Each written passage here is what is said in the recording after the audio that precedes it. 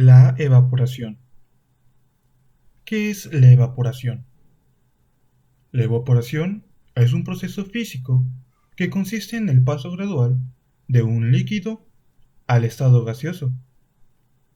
Es un tránsito lento y silencioso que ocurre como consecuencia de un aumento de temperatura. El proceso inverso a este fenómeno se le conoce como condensación, que es la transición del estado gaseoso al estado líquido. Por efectos del calor, las moléculas del líquido se agitan y adquieren la energía necesaria para poder desprenderse del líquido y así poder llegar a transformarse en lo que es el estado gaseoso. La evaporación se puede observar, por ejemplo, en los charcos que se forman tras la lluvia y luego se evaporan cuando sale el sol.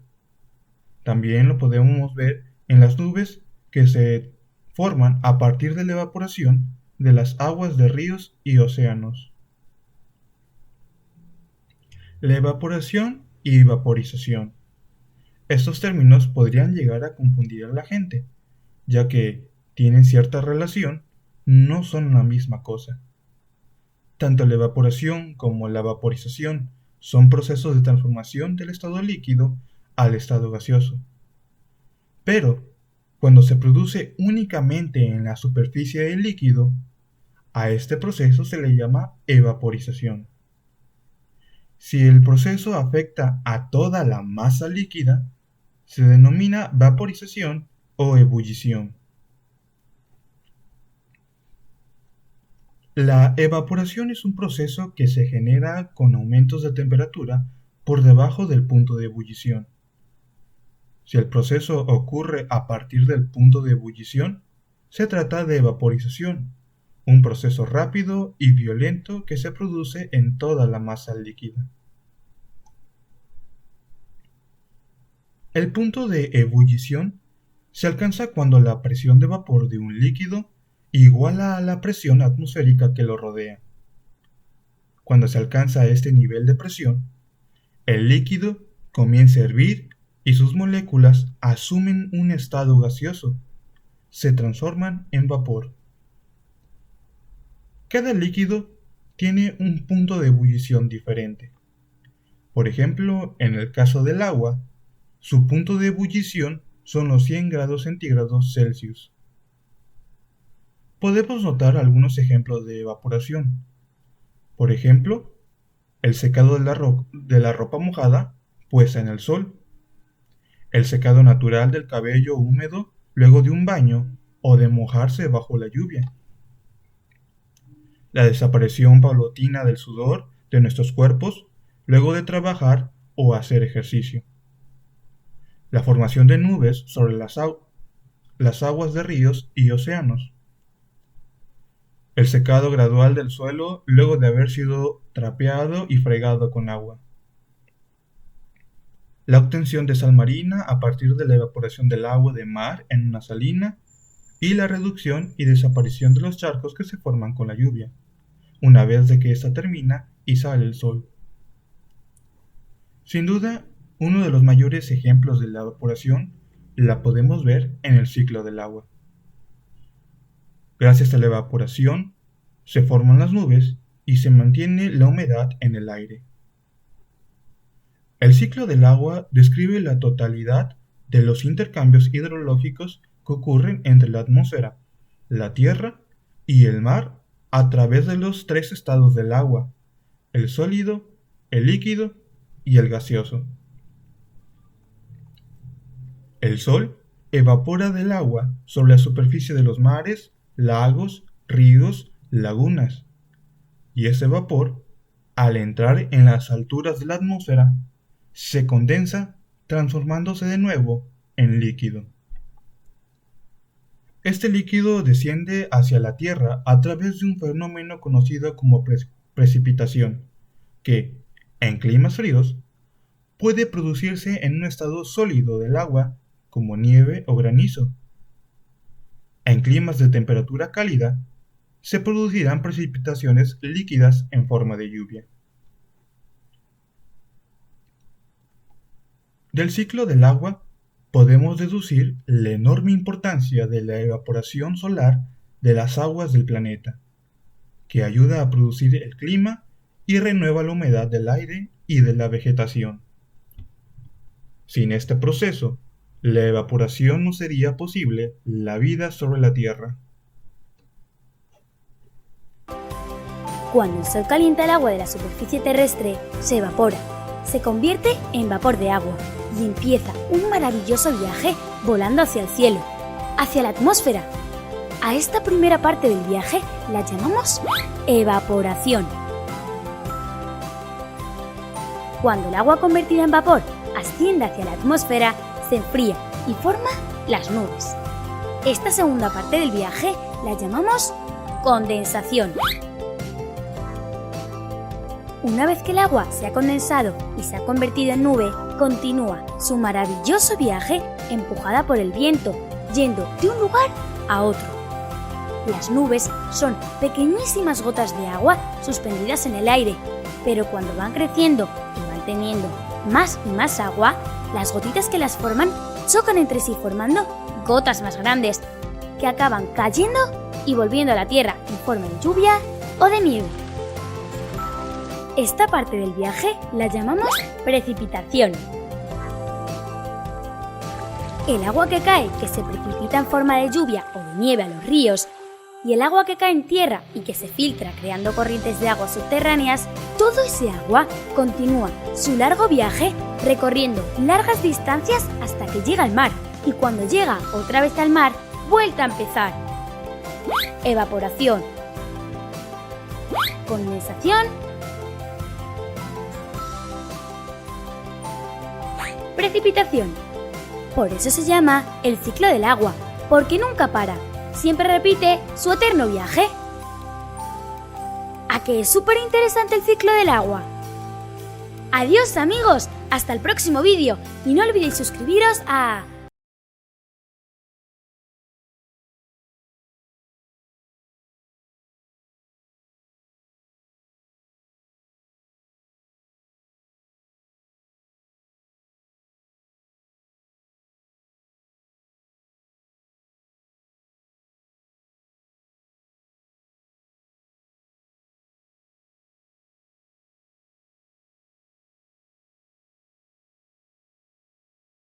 También podemos encontrar la evaporación en la química.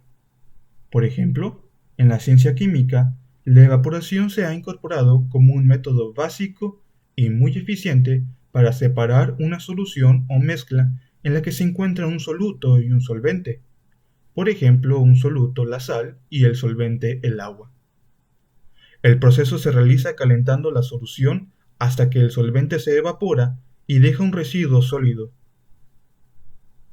De manera natural, esto se produce como la sal marina cuando el sol separa el agua de los cristales de sal a la orilla del mar.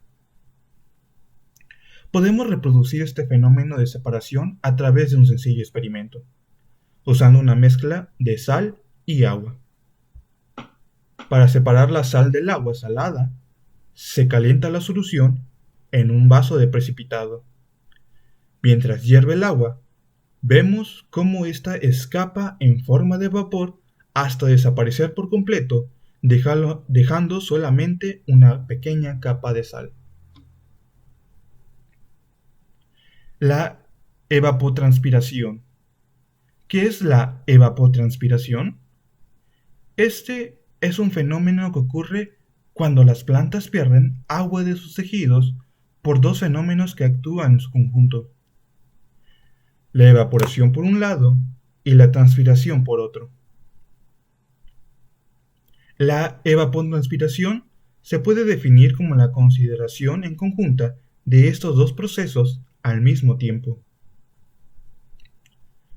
El primer proceso es la evaporación.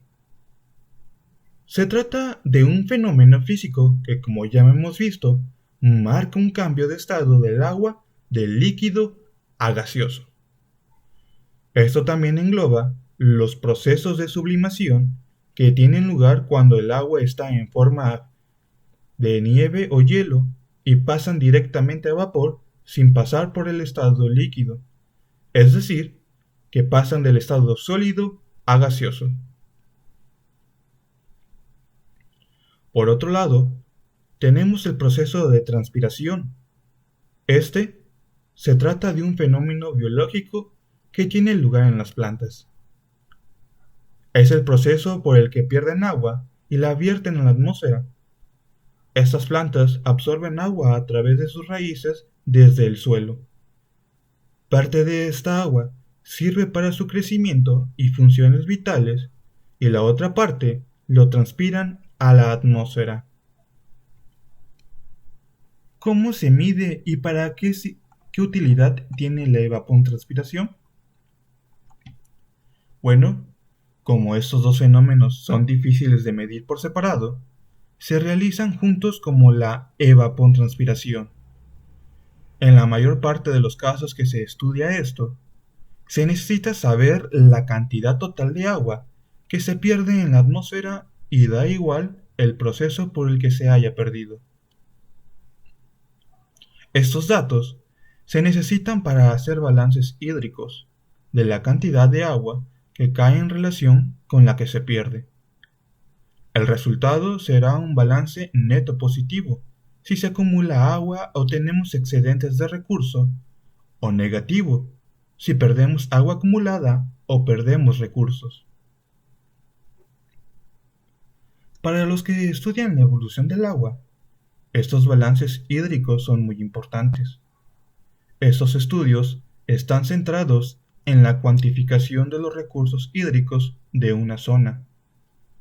Es decir, toda el agua que llueve restada del agua que se pierde por evapotranspiración será el volumen de agua disponible que tendremos a grosso modo.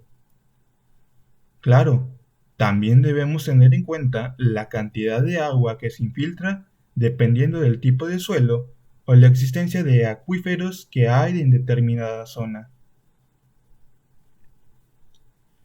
La evapotranspiración es una variable importante en el campo de las ciencias agronómicas. Es considerada como elemento importante pensando en las necesidades hídricas que tienen los cultivos para que se puedan desarrollar correctamente. Son muchas las fórmulas matemáticas que se emplean para conocer los datos necesarios de evapotranspiración y balances hídricos. La unidad con la que se mide es en milímetros. Para que se haga una idea, en un día caluroso de verano, es capaz de evapotranspirarse entre 3 y 4 milímetros. A veces, si las zonas medidas son abundantes en vegetación, se puede hablar también de metros cúbicos por hectárea de terreno. Hay diferentes tipos de evapotranspiración. Para poder diferenciar bien los datos dentro de un balance hídrico, se han dividido los datos de evapotranspiración de varias formas. El primero es la evapotranspiración potencial, también llamada como ETP. Este dato es el que nos refleja lo que se producirá de humedad del suelo y la cobertura vegetal si estuvieran en condiciones óptimas. Es decir, la cantidad de agua que evaporaría y transpiraría si las condiciones ambientales fueran óptimas para ello. Por otro lado, tenemos la evapotranspiración real, también llamada como ETR. En este caso, medimos la cantidad de agua real que se evapotranspira en función de las condiciones existentes en cada caso. En estas definiciones se hace evidente que la ETR es menor o igual que la ETP. Esto ocurrirá el 100% de las veces. Por ejemplo, en un desierto, la ETP es de unos 6 milímetros por día. Sin embargo, la ETR es 0, porque no hay agua que evapotranspirar. En otras ocasiones, ambos tipos serán iguales, siempre y cuando se den las condiciones óptimas y exista una buena cobertura vegetal.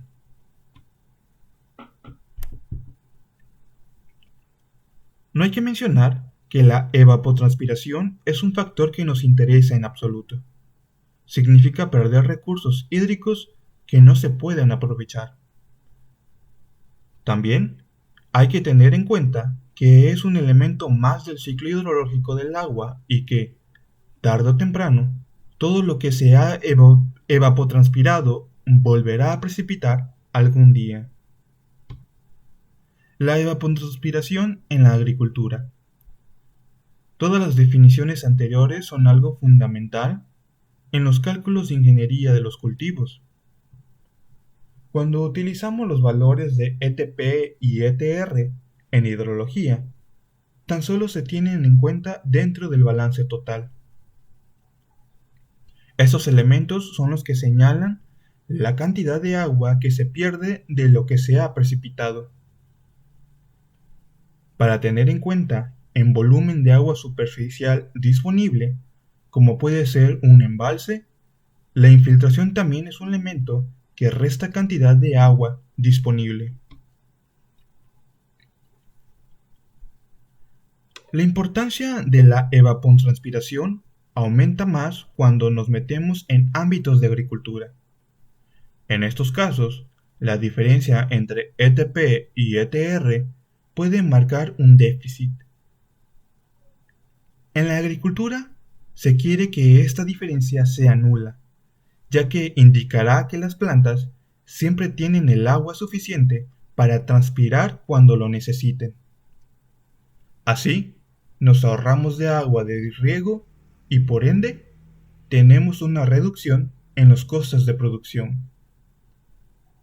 Se denomina demanda de agua de riego a esta diferencia entre evapotranspiradores. La medición de la evaporación.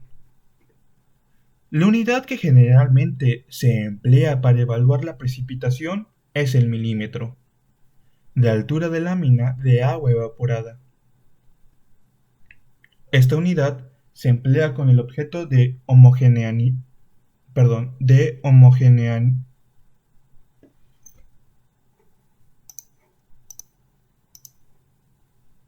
Esta unidad se emplea con el objeto de homogeneizar las medidas de las magnitudes que intervienen en el ciclo hidrológico. Las equivalencias en el sistema métrico decimal no son las mismas que las del milímetro como unidad de medida de precipitación. Los instrumentos necesarios para la medición de la evaporación. La evaporación de superficies de agua libre se mide con los evaporímetros, también conocidos como atmómetros o admidómetros. Son de 4 tipos. Tienen como principio común la medida del agua perdida por evaporación de un depósito de regulares dimensiones. Los distintos modelos se diferencian entre sí en tamaño, forma y ubicación en el terreno. Están concebidos para medir la evaporación en embalses o grandes lagos, y en general se sitúan próximos a ellos. Generalmente con ellos se obtienen medidas superiores a la evaporación real, por lo que precisan de correctores que dependen del modelo. Hay de varios tipos. Tanque clase A, usado por el US Water Bureau, depósito cilíndrico de chapa galvanizada con un diámetro de 120 centímetros y 25.4 centímetros de altura, instalado sobre un enrejado de madera a unos 15 centímetros del suelo. El agua, previamente medida, debe mantenerse en días sucesivos entre dos señales a 20 y 17.5 centímetros del fondo del recipiente. La medición se realiza apoyando en un tubo de nivelación un tornillo micrométrico que tiene un extremo en forma de gancho, cuya punta se enraza con el nivel del agua. El coeficiente de reducción aconsejado para pasar de las medidas del estanque a la evaporación real anual es de 0.7, variando mensualmente este valor entre 0.6 a 0.8 para algunas regiones de los Estados Unidos. Este es un evaporímetro, se conoce como evaporímetro PAM o bandeja tipo A, bueno, de las dos formas. Ahora, la idea de esto es medir cantidad de evaporación. La medición se hace todos los días a las 8 de la mañana y en este caso se hace mediante este tornillo micrométrico. Es un tornillo que tiene dos escalas. La escala que está en este vástago, la escala vertical, son los milímetros de agua, equivalentes a los milímetros a lo que se mide en el pluviómetro. Y una escala acá que me arroja la décima de milímetro. Ahora, ¿cómo se hace la medición? Es sin sacarlo de ahí, Yo con este tornillo moleteado que tengo aquí, lo giro de tal forma que esta punta que se ve acá me quede enrasada con la superficie del agua. O sea, se supone que durante las últimas 24 horas ya evaporó, por lo tanto esta punta está a la vista, está sobre el nivel del agua. Tengo que hacer bajar esta puntita para que quede ras. Y una vez que ya logré, a buen ojo, ¿cierto?, que tenga buena vista, logré que quede enrasada, hago las lecturas, milímetros, décimo milímetro, y lo anoto. Con la lectura del día anterior, a la misma hora, a las 8 de la mañana, hago una resta aritmética y saco una diferencia. Y esa es la cantidad de milímetros de agua evaporada durante las últimas 24 horas.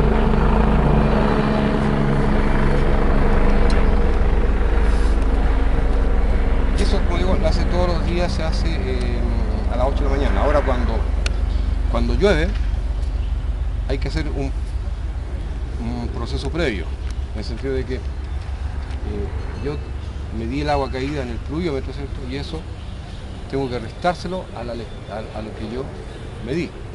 Y una vez que ya me resté esa cantidad, hago la resta de después con los valores del día anterior. Le iba a mostrar delante El tanque enterrado. Hay de varios tipos. El más extendido en los Estados Unidos es el tipo Colorado. Tiene forma paralelepípeda, con sección recta cuadrada de lado de 0.91 metros. La altura es de 0.46 metros. Para instalarlo, se hunde en el terreno, hasta que la boca queda 10 centímetros sobre él. Se procura que el agua de llenado enrase el terreno. Los coeficientes de paso a evaporación real en Estados Unidos varían entre 0.75 y 0.85, con un valor medio anual ligeramente inferior a 0.8. Es decir, reproduce algo mejor el fenómeno, pero tiene el inconveniente de recoger rebotes de gotas de lluvia que falsean las medidas. Tanque flotante. Este tipo de evaporímetro pretende acercarse más a las condiciones de la superficie evaporante real. El de uso más corriente en Estados Unidos es el tipo Colorado. Se sitúa flotando sobre el embalse o río en observación, con los siguientes problemas de amarraje y estabilidad. Como coeficiente medio anual de paso a evaporación real, se emplea 0.8 en Estados Unidos. También, en este tipo, puede haber falseo en las medidas debido al salpicado de gotas al interior por el oleaje de la superficie líquida real, especialmente en ríos y grandes lagos. Evaporímetro de balanza. Es un pequeño depósito de 250 centímetros cuadrados de sección y 35 milímetros de profundidad, lleno de agua e instalado sobre una balanza de tipo pesa-cartas, en la que se hacen lecturas sucesivas para medir la pérdida de peso. La pequeña dimensión del depósito hace que sus paredes influyan demasiado en la evaporación. Como ventaja principal, tiene el hecho de que se puede usar como evaporígrafo, que permite llevar un registro continuo de la variación de la evaporación, si se le adaptan los adecuados elementos registradores. Porcelanas porosas. Presentan al aire una esfera Livingstone o un disco Bellani de porcelana porosa, en contacto con un depósito de agua que las alimenta, ayudando por la presión atmosférica. Se utilizan fundamentalmente como aparatos de investigación, empleándose frecuentemente en estudios de transpiración. Superficies de papel húmedo. Juegan un papel similar a las porcelanas porosas. El modelo más usado es el evaporímetro de Pichet, que se basa en la idea de humedecer permanentemente un papel expuesto al aire. El depósito humedecedor es un tubo graduado, que se coloca invertido con la boca libre hacia abajo. Esta se tapa con un papel secante sujeto por medio de una arandela metálica. La evaporación produce el secado del papel y una succión de agua del depósito. Se mide el descenso del agua en el tubo. Normalmente, el evaporímetro Pichet se coloca en el interior de la garita meteorológica. Algunas correlaciones entre medidas es un evaporímetro Pichet y en un estanque flotante. Obligan a multiplicar las medidas Pichet por 0.8 para igualar las del estanque. Otros autores dan valores entre 0.45 y 0.6 para el mismo coeficiente. Realmente este tipo de evaporímetros de grandes errores. El uso consultivo de la evaporación. El uso consultivo es cuando el agua, una vez usada, no se devuelve al medio donde se ha captado o no se la devuelve de la misma manera en la que se ha extraído. Es la combinación de la evapotranspiración y el agua de las plantas retienen para su nutrición. Esta última cantidad es pequeña en comparación con la evapotranspiración, aproximadamente representa el 1%, por lo que los términos evapotranspiración y uso consultivo se usan mucho como sinónimos. El conocimiento de la evapotranspiración o uso consultivo es un factor determinante en el diseño de sistemas de riego, incluyendo las obras de almacenamiento, construcción, distribución y drenaje. Especialmente, el volumen útil de una presa para abastecer una zona de riego depende en gran medida del uso consultivo. Los factores que afectan el uso consultivo pueden llegar a ser la temperatura, la hora del sol, el tipo de cultivo que hay en la zona, la duración de los ciclos vegetativos, la temporada de la siembra y la zona en la cual se encuentra. La determinación del uso conjuntivo. En México se usan fundamentalmente dos métodos para calcular el uso conjuntivo. El método de Thorne-Waite y el método de Blanik-Kreidel. El método de Thorne-Waite. Este método fue desarrollado en 1944. Calcula el uso conjuntivo mensual como una función de las temperaturas en medias mensuales de una determinada zona. Método de Blanik-Kreidel. En este método se toma en cuenta, además de la temperatura y las horas del sol que hay cada día, también se toma en cuenta el tipo de cultivo, la duración de su tipo,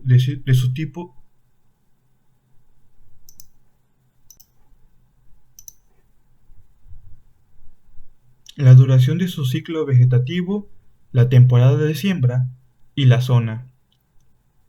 El ciclo vegetativo de un cultivo es el tiempo que pasó entre la siembra y su cosecha.